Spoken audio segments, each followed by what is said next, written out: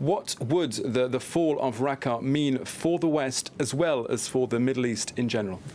It means a lot for the coalition, for Western countries, and for the aura of the militants, the Jihadi militants in Raqqa and still active in Iraq. But first of all, we should maybe add small details about the deal that Adam talked about.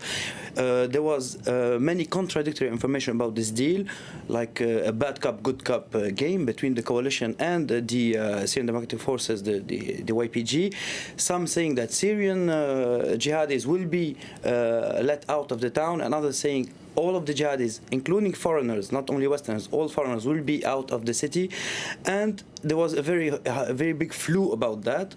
But since yesterday, I had information that all jihadis were allowed to leave town, which is getting confirmed today. We should know also that since the 15th, there's no airstrikes, there's no heavy fighting, and that the neighborhoods are being taken by the YPG, by the Kurdish forces, are being taken almost without a fight, which confirms what I was told about everybody was let out, and which the coalition doesn't or didn't want to admit up to this point. Of course, the price was heavy, and the moral value of what happened is also heavy, because the coalition tried to create some kind of discord between foreign and local jihadis, but finally it didn't work. But to go back to your question, this is a big gain for the coalition, a moral gain certainly after the fall of Mosul, but the fight is still could still be long, either in Syria or in Iraq, because if we can look at the map, we can see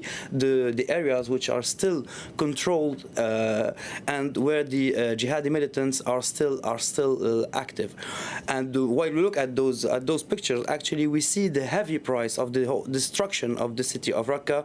Almost 90% of the city was completely destroyed by airstrikes and also by militants who were committing attacks and putting explosive engines all over the place. So today, if you ask me what's after Raqqa, there are still many towns on the Euphrates, along the Euphrates River, starting from Deir ez-Zor, parts of Deir ez-Zor, Mayadin, going down to Bukamal, and then we cross the border to Al-Qaim in Iraq and up to Rawat in the province of Anbar.